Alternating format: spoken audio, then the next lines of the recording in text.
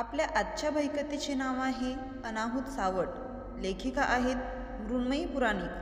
मॅमचे प्रतिलिपी ॲपवर दर्जेदार साहित्य उपलब्ध आहे.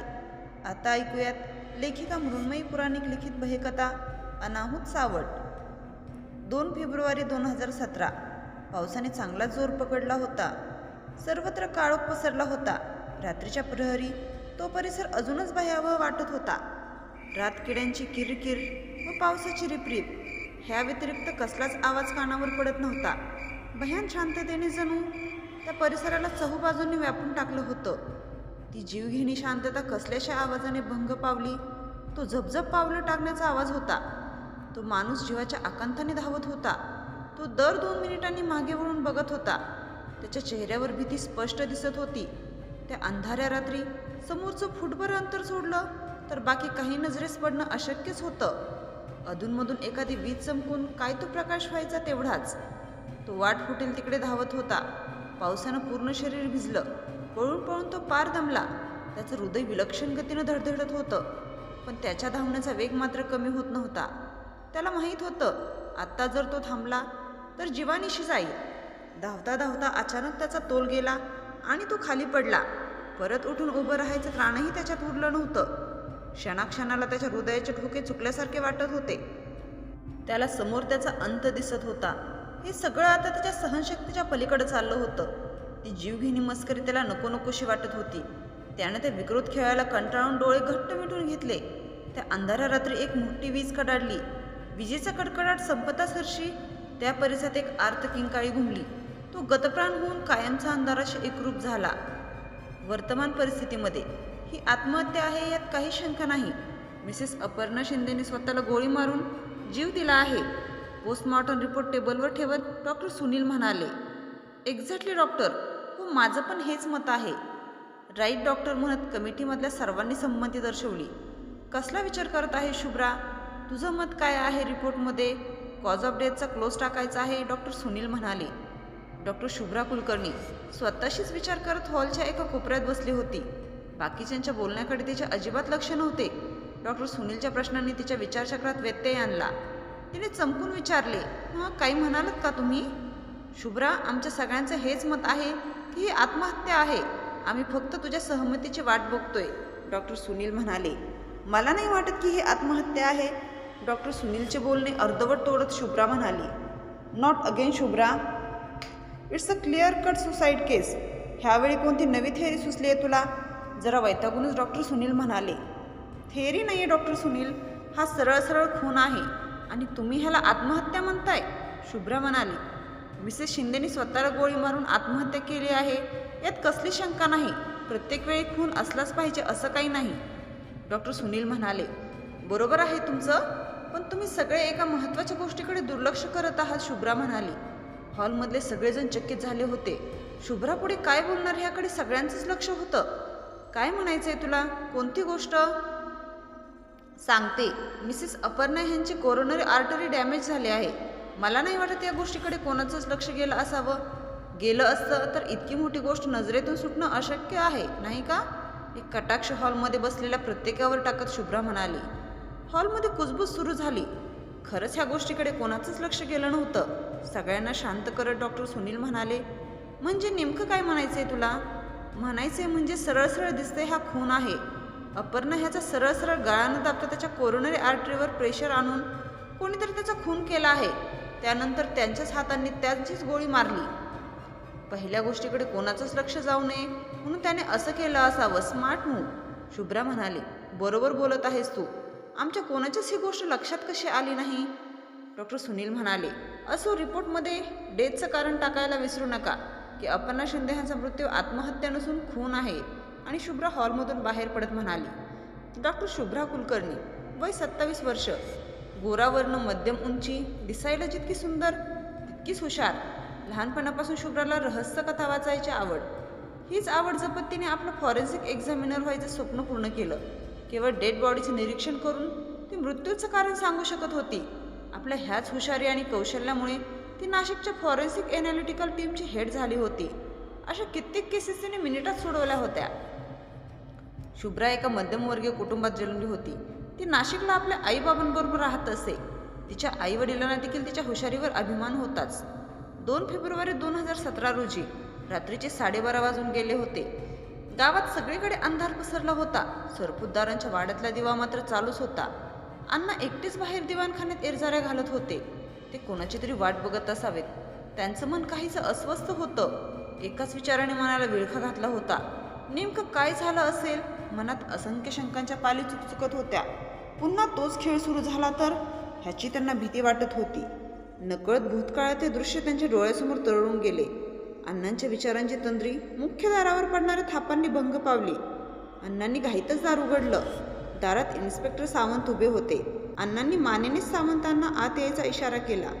या सावंत, इतक्या रात्री आणि तुम्ही इथे? काही झालं का? शेवटच्या वाक्यावर काहीसा जोर देत अण्णा म्हणाले. अण्णा, आता हे फार दिवस लपून राहणार नाही. हे प्रकरण आता माझ्या हाताबाहेर जाते. सावंत म्हणाले. कशाबद्दल बोलताय सावंत? अण्णा, तुम्हाला चांगलंच माहीत आहे मी कशाबद्दल बोलतोय. अनिकेतचा मृत्यू झाला आहे, सावंत म्हणाले. काय?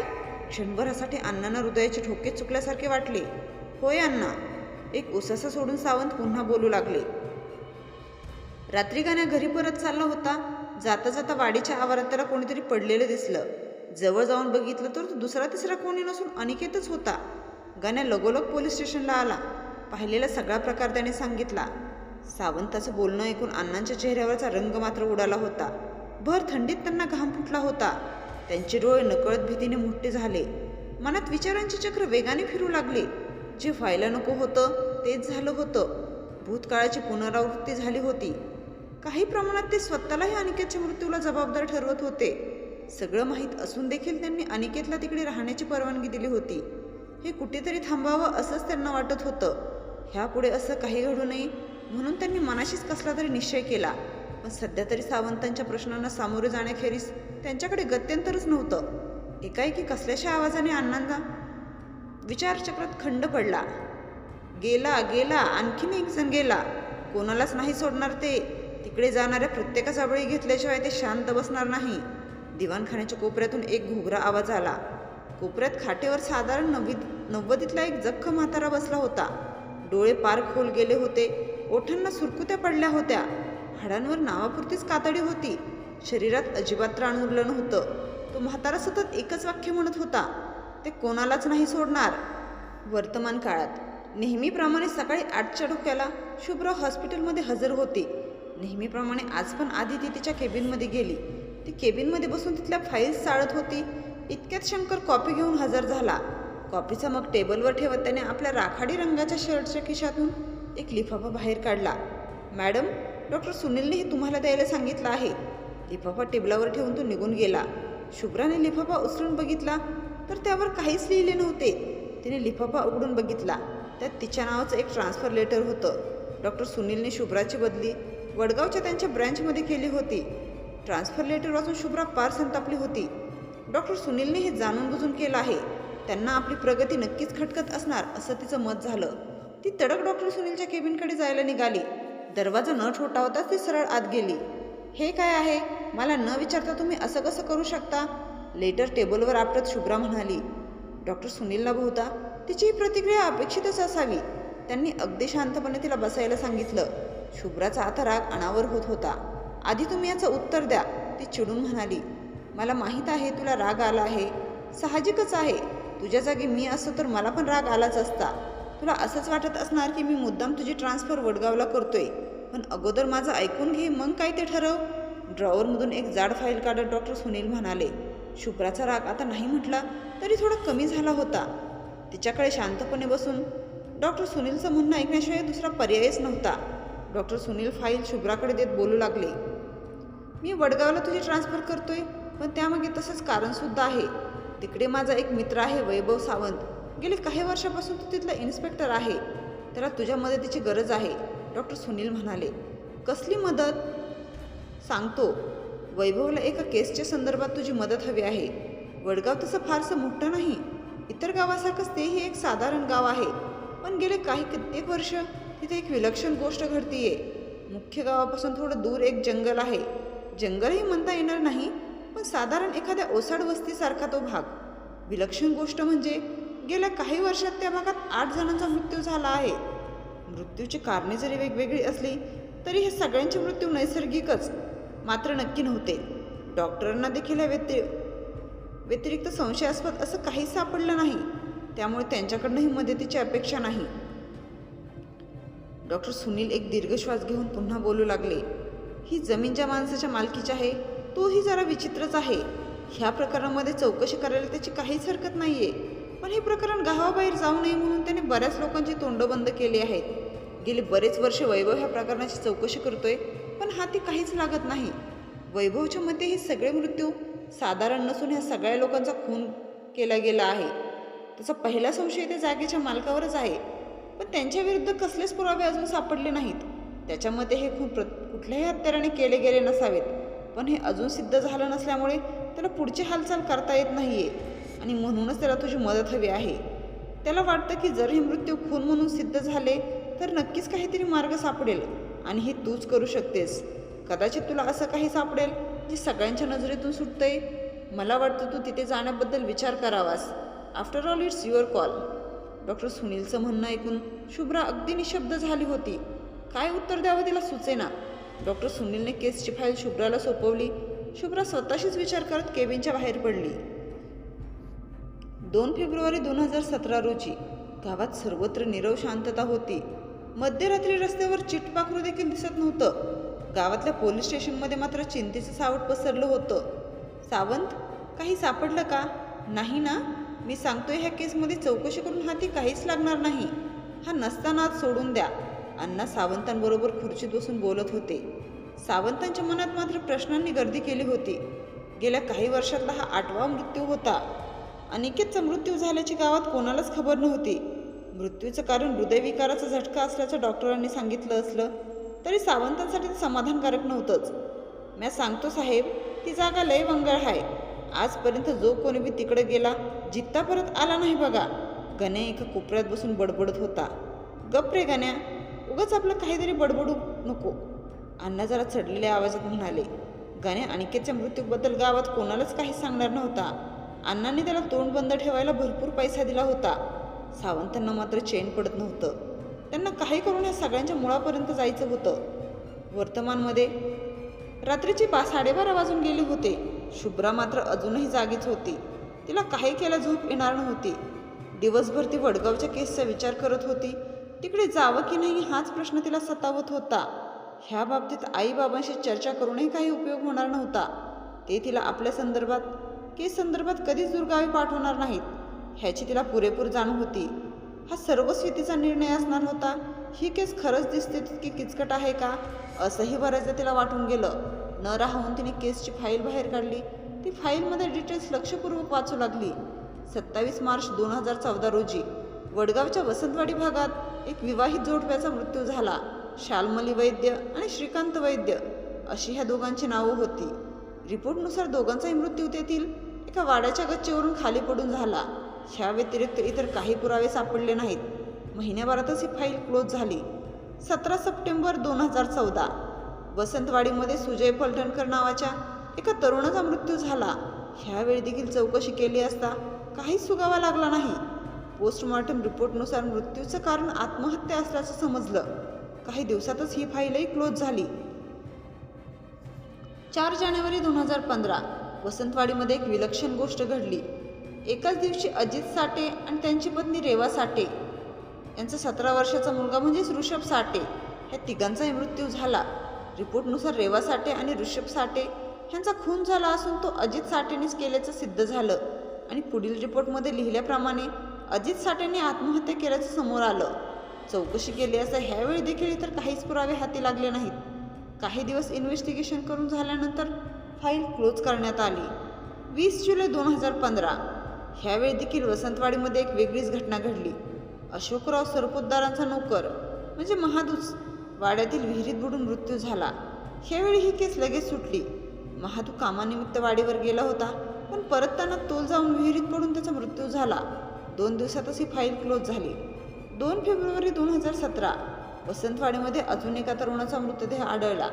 अनिकेत जोशी असं त्या तरुणाचं नाव होतं. मृताचं नाव वाचून काही क्षणासाठी शुभ्राच्या डोळ्यासमोर अस्पष्ट असा एक व्यक्तीचा चेहरा तयार झाला. हे नाव तिला ओळखीचं किंवा कुठेतरी ऐकल्यासारखं वाटत होतं. थोडा वेळ त्या अस्पष्ट चेहऱ्याला आकार देण्याचा किंबहुना त्या नावासंबंधित व्यक्तीला आठवण्याचा निष्फळ असा प्रयत्न करून ती पुन्हा पुढे वाचू लागली. फाईलमध्ये पुढे लिहिल्याप्रमाणे अनिकेत जोशीचा मृत्यू हा हृदयविकाराच्या झटक्याने झाला होता. काही दिवस नावापुरता तपास झाला, पण शेवटी ही फाईल पण क्लोज करावी लागली. तासाभरातच शुभ्राने अख्खी फाईल वाचून काढली. ह्या केसमध्ये काहीतरी गूढ नक्कीच होतं. शुभ्राला अशा केसेस काही नवीन नव्हत्या, पण ह्या केसेसमध्ये नक्कीच असं काहीतरी होतं जे तिला वडगावला जाण्यासाठी प्रवृत्त करत होतं. तिच्या नकळत तिला ह्या केसच्या मुळापर्यंत जाण्याची अनामिक ओढ लागली होती. ती फाईलमध्ये लिहिलेल्या डिटेल्सची मनात जुळवाजुळव करू लागली. काही वेळ विचार केल्यानंतर एक गोष्ट तिच्या लक्षात आली, ती म्हणजे महादूला सोडलं तर बाकीचे सगळेच जण हे गावाबाहेरचे होते. ते वडगावला देखील एकाच कारणासाठी आले होते. हे सगळे वसंतवाडीतील एक वाडा खरेदी करण्यानिमित्त वडगावला आले होते, पण त्या अगोदर त्यांचा मृत्यू झाला. पोलिसांचा पहिला संशय वसंतवाडीचे मालक म्हणजेच अशोकराव सरपोतदार यांच्यावर होता, पण कसलाच ठोस कारण किंवा पुरावा नसल्यामुळे त्यांच्यावर आरोप करणं हे मूर्खपणाचं ठरलं असतं. ह्या केसमध्ये जितकं खोल जावं तितकंच गुंता कमी व्हायच्याऐवजी वाढत चालला होता.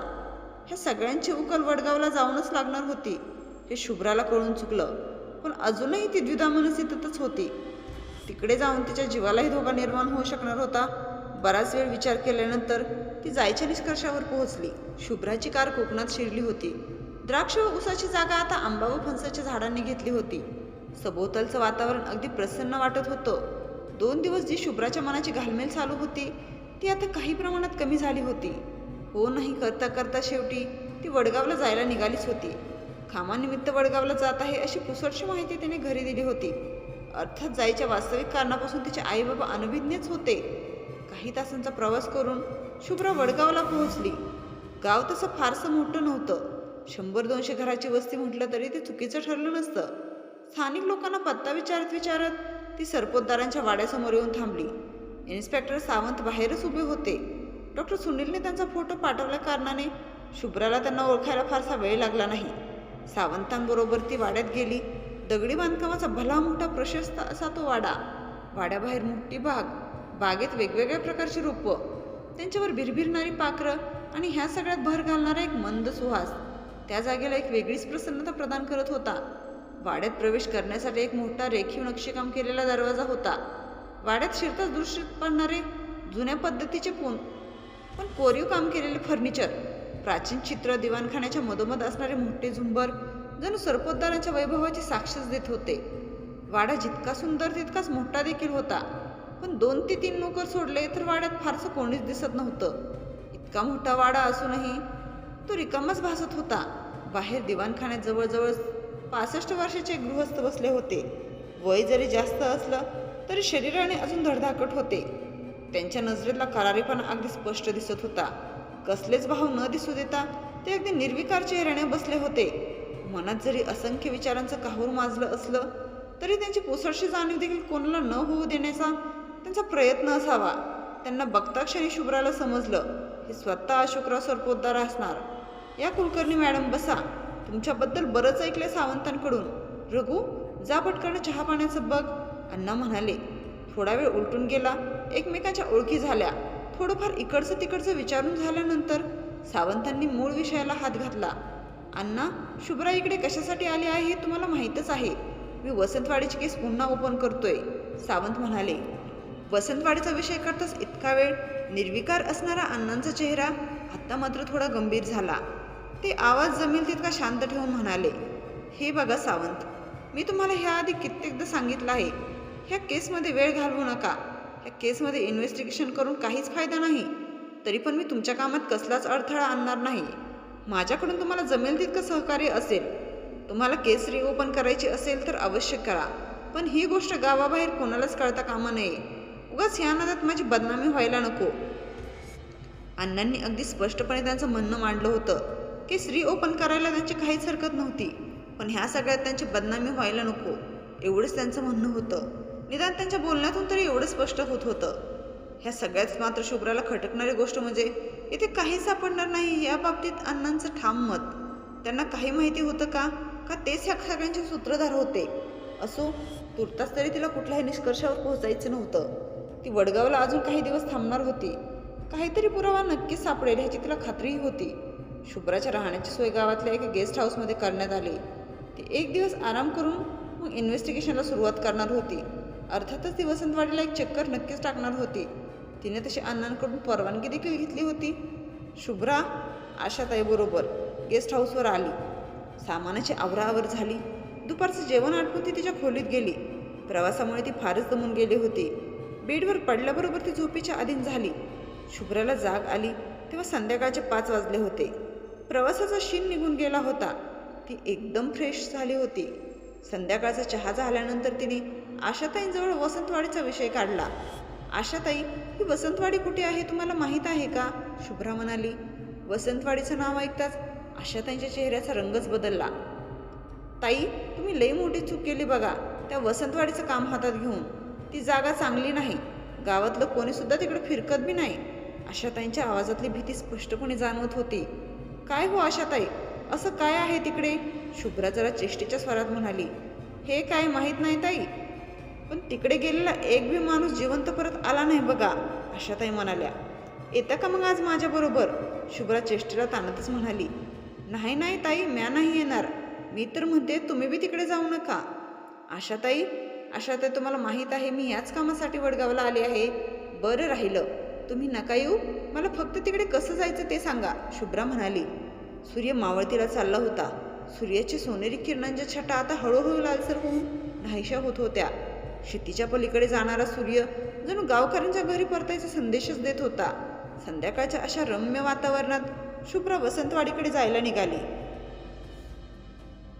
ती रस्त्यात भेटणाऱ्या गावकऱ्यांना वसंतवाडीबद्दल विचारित होती. गावकऱ्यांशी बोलून एक गोष्ट तिच्या लक्षात आली की त्यांच्यामध्ये ती जागा शापित आहे. त्या जागेत नक्कीच काहीतरी अमानवीय असे आहे. गावकऱ्यांच्या मतावरून ती मागे हटणार नव्हती. काही वेळातच ती वसंतवाडीजवळ पोहोचली. जवळजवळ 7-8 एकराचा तो भला मोठा भाग होता. वाडीत सर्वत्र घनदाट वाढलेली झाडे होती. त्या घनदाट झाडांच्या साम्राज्यात मधोमध तो वाडा दिमाखात उभा होता. कोण जाणे गेली कित्येक वर्ष तो तसाच एकटा उभा असावा. बऱ्याच जणांचे बळी देखील त्याने घेतले होते. वाड्याच्या परिसरात मानवीय वावराचा लवलेशही दिसत नव्हता. गेल्या काही वर्षात त्या 8 जणांचं काय झालं असेल तेवढंच. जसा जसा तो वाडा जवळ येत होता तशी तशी शुभ्राच्या मनात एक अनामिक भीती निर्माण होत होती. तिचं एक मन वाड्याजवळ जायला घाबरत होतं, तर दुसऱ्या मनाला वाड्यात काय आहे हे बघायची उत्सुकता लागली होती. आता ती वाड्याच्या एकदम समोर उभी होती. तशी वाड्याची रचना सर्वसाधारणच होती. हे जरी त्या वाड्याचं बाह्य वर्णन झालं तरीही मनाच्या कुठल्या तरी खोल पातळीवर तो आपली एक वेगळीच छाप उमटवत होता. वाड्याच्या परिसराचं वातावरण निर्जीव वाटत होतं. पानांची सळसळही नव्हती, पक्ष्यांचा किलबिलाटही नव्हता, फुलांवर भिरभिरणारी फुलपाखरेही नव्हती. एखाद्या चित्रासारखं खरं भासणारं पण स्तब्ध असं सभोवतालचं वातावरण होतं. वाड्याचा परिसर काळापासून आणि जगापासून अगदी वेगळा झाल्यासारखा भासत होता. आजूबाजूच्या एका नकारात्मक ऊर्जेचं अस्तित्व शुभ्राच्या सुप्त मनाला स्पष्टपणे जाणवत होतं, पण ते अस्तित्व तिच्या जागृत मनाला उमजत नव्हतं. किंबहुना ते दिसत नसल्यामुळे मान्य करायचं नव्हतं. ती वाड्याच्या दारापाशी आली. दाराला भलं मोठं कुलूप लावलं होतं, त्यामुळे वाड्यात जायचा प्रश्नच मिटला. ती परत जायला वळणार इतक्यात तिला दाराच्या उजव्या बाजूला असणाऱ्या खिडकीत कसलीशी हालचाल जाणवली. त्या निर्जीव कोणाचाही वास नसलेल्या वाड्यात एखादी हालचाल होणं कोणासाठी अनपेक्षितच ठरलं असतं. ती हालचाल कसली होती, कोणाची होती हे मात्र कोणाला सांगता आलं नसतं. अगदी मेंदूवर ताण देऊन सुद्धा एखाद्याला एक काळी बसणारी सावली वाऱ्याच्या वेगाने समोर येऊन नजरेआड झाली ह्यापेक्षा जास्त काही सांगता येत नाही. शुभ्रा मुख्य दारापासून थोडं मागे जाऊन लांबूनच खिडकीचे निरीक्षण करू लागली. खिडकीच्या काचांवर धूळ जमा झाल्यामुळे आतमध्ये काय आहे ते स्पष्ट दिसत नव्हतं. ती खिडकीजवळ जाऊन आत काय आहे ते पाहण्याचा प्रयत्न करू लागली. खरं तर तिला आतमधील सामान बघण्यात काहीच रस नव्हता. तिला ती मगाशी झालेली हालचाल कशाची होती ते जाणून घ्यायचं होतं. तिने खिडकीला हलकाच धक्का देऊन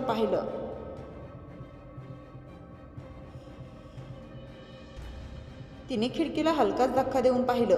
पण खिडकीचं दार काही उघडलं नाही. बहुधा आतून बंद केलं असावं. शेवटी ती त्या धुसर काचेतूनच आत काही दिसतंय का ते बघण्याचा प्रयत्न करू लागली. वाड्याच्या आतमधली बाजू पूर्णपणे अंधाराच्या सावटाखाली होती. आतमध्ये लक्ष वेधून घेणारं फारसं काहीच नव्हतं. त्या अंधारात शुभ्राला काहीतरी चमकल्यासारखं वाटलं. नीट लक्ष देऊन पाहिल्यावर वाड्याच्या आत खोल अंधारात काहीतरी लालसर चमकत होतं. ती त्या लाल चमकणाऱ्या गोष्टीकडे टकमक लावून बघू लागली. ती कसली वस्तू नसून ते डोळे होते. आतमध्ये अंधार असल्यामुळे कुठल्या तरी प्राण्याने घर केलं असावं असा शुभ्राने कयास केला.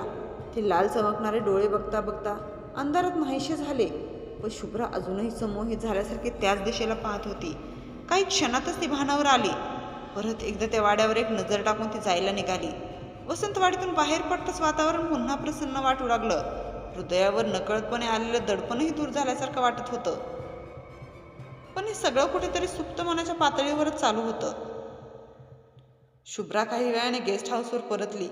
आशाताईंनी जेवण तयार करून ठेवलं होतं. जेवण करून शुभ्रा तिच्या रूममध्ये गेली. वाड्यातल्या प्रसंगाचा विचार करता करता मध्यरात्री कधीतरी तिला झोप लागली. एका अंधाऱ्या खोलीत शुभ्रा एकटीच डोळे मिटून बसली होती. खोलीत प्रकाशाचा अंशही नव्हता. पण ह्या गोष्टीचा शुभ्रावर फारसा फरक पडत नसावा. तिच्या चेहऱ्यावर कसलेच हावभाव नव्हते. कोण जाणे गेले कित्येक दिवस, कित्येक महिने, कित्येक वर्षे ती तशीच तिथे बसून होती. तिच्या निर्विकार चेहऱ्याकडे बघून तिला तिथे असण्याचा त्रास होत असावा असं कोणालाही वाटलं नसतं. तिचं मन एखाद्या क्षणिक स्थिरता पावलेल्या पाण्याच्या स्रोतासारखं शांत दिसत होतं. त्यात कसलेच विचार येत नव्हते. कदाचित येतही असतील, पण ती प्रकर्षाने तिच्या अंतर्मनापर्यंत पोहोचत नसून आधीच विरून जात असावेत. त्या क्षणाला तिला फक्त मातीच्या जमिनीचा होणारा स्पर्श जाणवत होता. तोच कायदो तिला तिच्या स्वतःच्याच अस्तित्वाची जाणीव करून देत होता. पण ते अस्तित्व खरोखरच तिचंच होतं का?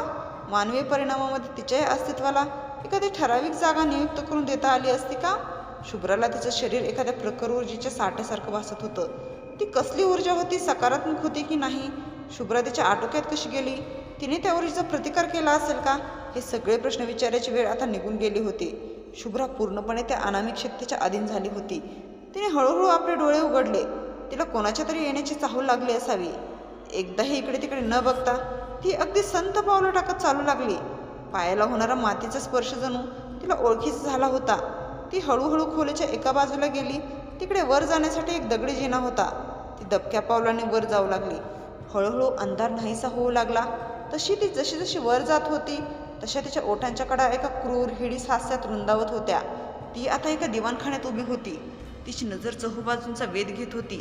तिला हृदयाची धडधड स्पष्टपणे जाणवत होती. पण ती तिची नसून दुसऱ्या कोणाची तरी होती. त्या अमानवीय जागी कोणीतरी आलं होतं. त्या व्यक्तीला बघण्यासाठी शुभ्राची धडपड चालू होती. तिचे डोळे आता लालबुंद झाले होते.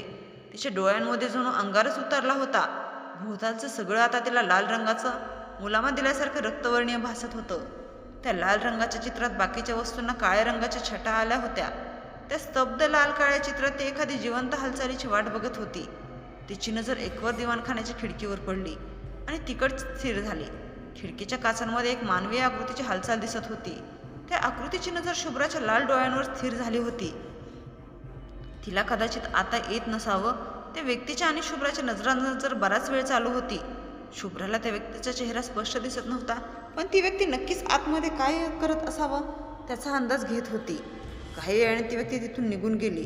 ती व्यक्ती गेल्यानंतर शुभ्रा पुन्हा त्या अंधाऱ्या खोलीत जाऊन बसली. त्या व्यक्तीचा चेहरा आठवून त्याच्या चेहऱ्यावर एक क्रूर हास्य उमटलं. ती व्यक्ती दुसरी कोणी नसून स्वतः शुभ्रा होती. मोबाईलमधला अलार्म वाजला तशी शुभ्रा खाडकन जागी झाली. घामाने तिचं अंग ओलचिंब झालं होतं. श्वास घेण्याचा वेग विलक्षण वाढला होता. आपण जे पाहिलं ते सत्य होतं की एखादं वाईट स्वप्न? हा विचार करण्यात काही क्षण निघून गेले. अलार्म पुन्हा वाजू लागला तशी ती भानावर आली. हा अलार्म जर काही क्षणापूर्वी वाजला नसता तर काय झालं असतं ह्याचा अंदाजही ती लावू शकत नव्हती. त्या स्वप्नाला खरंच काही अर्थ होता का हे तिलाही त्या क्षणी सांगता आलं नसतं. एखाद्या वस्तूचा भूतकाळ आपल्याला अगोदरच माहीत असेल तर त्या वस्तूबद्दल आपल्या मनात पूर्वग्रह निर्माण होतात. असंच काहीसं आपल्या बाबतीत घडलं असावं असा तिचा कयास होता. कथा आवडल्यास कथेला लाईक करा. भेटूयात कथेच्या पुढील भागात.